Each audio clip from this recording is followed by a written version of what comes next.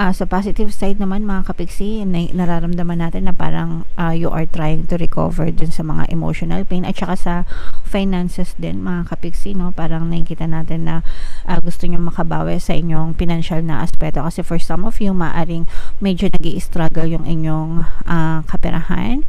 Pwedeng nagkakaroon kayo ng financial constraints mga kapiksi, pero i-bless kayo ni universe ngayong January 16 to 31 dahil sa iyong good karma mga kapiksi. So,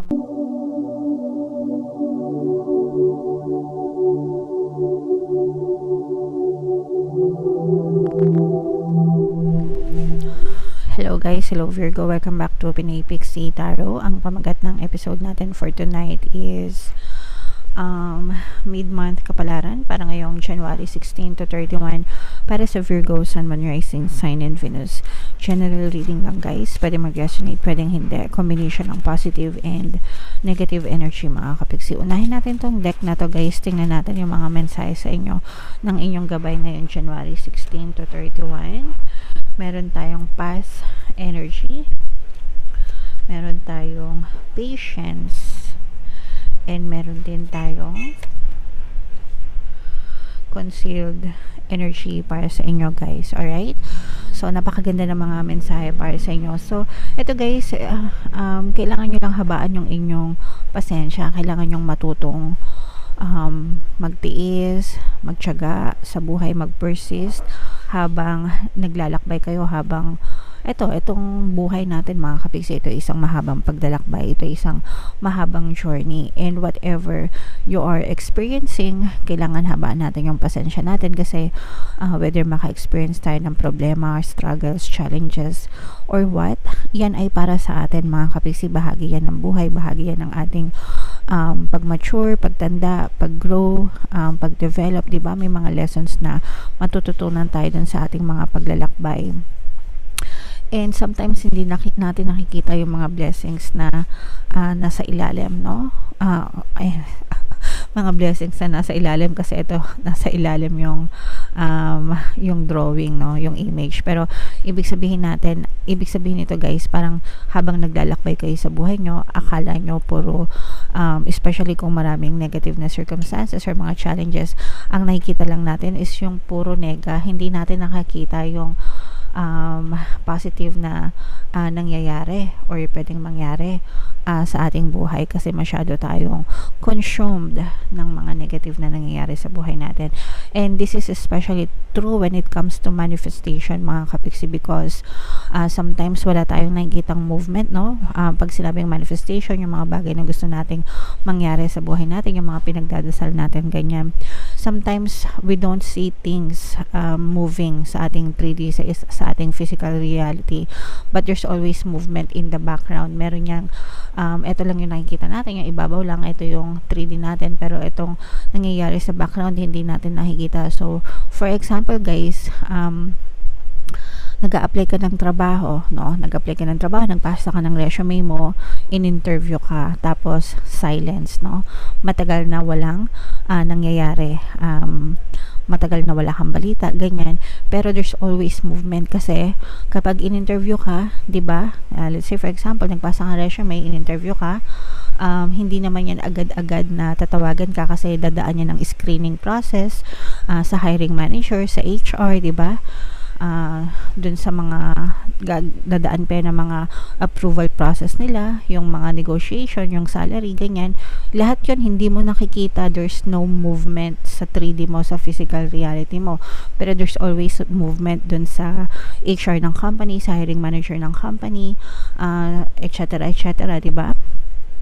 Tapos kapag umokay na sa side nila, let's say for example, approve na to, tanggap na to, sige, tawagan nyo na. Pag tinawagan lang na kayo, doon nyo lang nakikita yung movement, no? Kasi tinawagan na kayo. Pero yung movement behind the scene, behind the camera, hindi nyo nakikita. So yun yung ibig sabihin nito mga kapiksi. Hindi porket hindi nakikita ng mata mo, hindi naririnig ng tenga mo, it's not happening. No. Hindi ganun guys, no?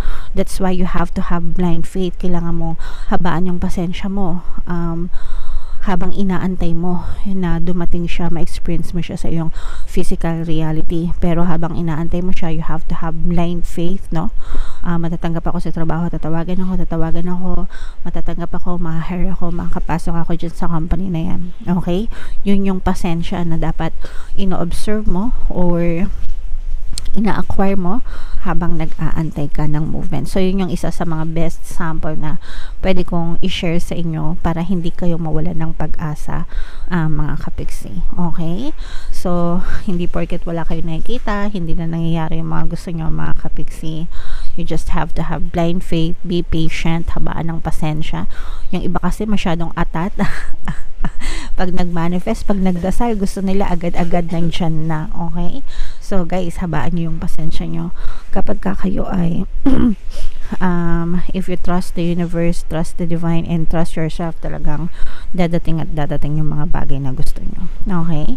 So, comment down below, Virgo, if feeling nyo naintindihan nyo yung mensahe para sa inyo. So, tingnan natin itong mga paparating sa inyo, guys, ngayong January 16 to 31. Shuffle ko to. Habang sinashuffle ko to, panoorin nyo muna yung video natin regarding sa ating paano mag-manifest ng abundance video course. Kapiksi, sawa ka na ba sa mga struggles at hirap sa buhay mo? Masipag ka ba at masikap sa buhay ngunit hindi ka pa rin umaasenso? Ilang beses ka na bang nag-attempt magnegosyo at mag-invest pero palagi ka pa rin nalulugi? Sa pagkakataon na ito ay maaaring may subconscious beliefs ka na nagiging balakid sa iyong pag-unlad at pagyaman. Introducing, paano mag-manifest ng abundance video course. Dito ay matututunan mong ma-overcome ang mga balakid mo para tuluyan ka ng umunlad, umasenso, sumagana, maging matagumpay, successful at maswerte sa iyong kabuhayan, pera, trabaho, negosyo, salapi at kaperahan ng bonggang-bongga. Dali, mag-send na ng email sa pinoypixitaro@gmail.com at simulan na ang iyong pagyaman ngayon.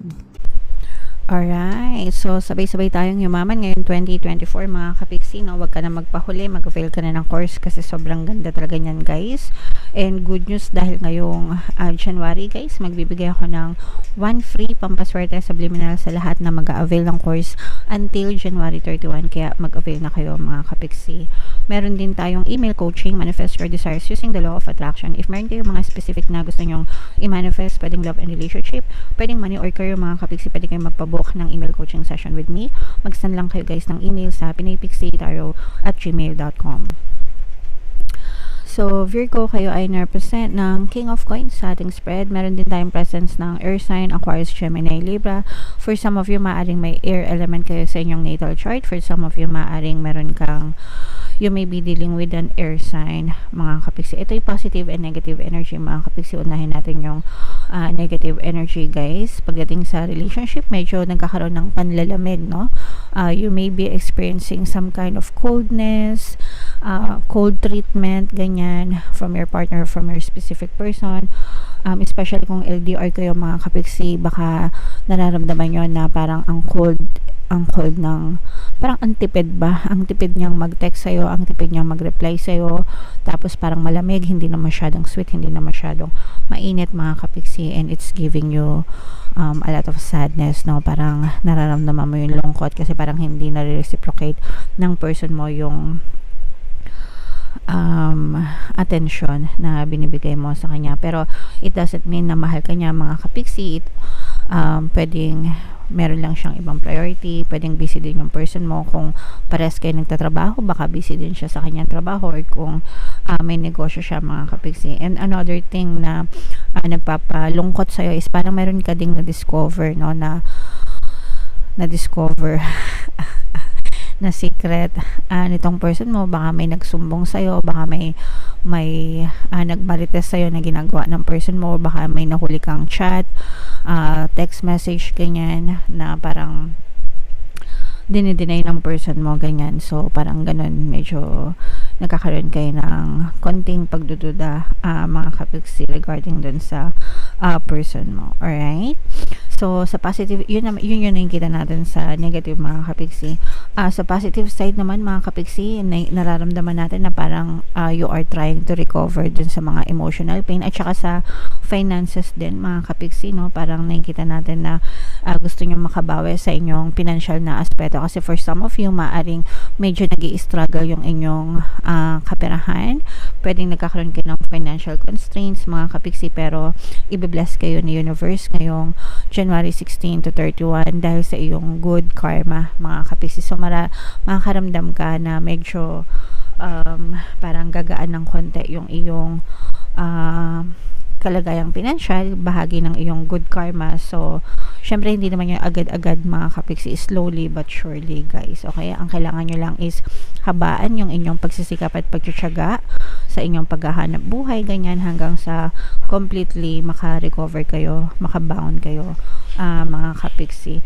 Pero nakikita natin dito, guys, na unti-unti na kayo nagkakaroon ng kapayapaan, although for some of you medyo nag-i-spiral kayo, guys, sa mga negative thoughts and assumption, and yun yung kailangan yung paglabanan, yung mag-spiral. Baka kasi masyado kayo nag-overthink, mga kapiksi, lalo na kung meron kayong narinig, no, or na-discover na negative na balita, guys, no, yung mga chismis, yung mga marites, ganyan. Yun yung nagiging dahilan ng overthinking nyo, mga kapiksi. So you should look within with your eyes closed, guys. Sabi ko nga sa inyo, guys, hindi lahat ng nakikita nyo is yun lang, no? Merong iba na hindi nyo nakikita na pwedeng maganda, pwedeng pangit, diba? So, wag nyo nang titigan yung pangit, guys. Dapat ang tinititigan lang natin yung maganda, no? Imagine the best possible outcome na pwede nyo ma-experience, mga kapiksi. Wag yung worst, no? Kasi kapag worst outcome yung inimagine nyo sa isip nyo, talagang magiging worst scenario yung may experience nyo. Okay? So, paglabanan nyo ito, guys, itong mga negative assumptions nyo, kasi yan yung nagkakos ng inyong mga emotional pain, mga kapiksi. Yan yung nagkakos ng kalungkutan nyo. So, wag na kayo masyado mag-emo. Pwede kayo makinig ng ating self-love subliminal, guys, at saka Ho'oponopono subliminal para mabawasan yung emotional pain nyo. And please, guys, no, stop overthinking. Sometimes wala naman nagpapahirap sa inyo, wala namang nananakit sa inyo, kundi yung sarili nyo na lang kapag ka masyado kayong nega. Kailan ba ako sasaya? Yan yung mga common na nababasa natin sa comment section. Kailan ba ako magiging masaya, kapiksi? Kailan ba matatapos itong mga paghihirap ko? So, nakikita nyo ba yung pagkanega dun sa statements, no? So, ibig sabihin nun, guys, masyado yung tinititigan yung mga negative circumstances nyo. That's why it keeps on happening. And palagi kong sinasabi sa inyo, guys, you have to cut the pattern of your thoughts. Kailangan yung putulin yan. Walang makakatulong sa inyo kundi yung sarili nyo. So, stop overthinking, mga kapiksi, kasi pinapalala nyo lang yung inyong sitwasyon. Okay?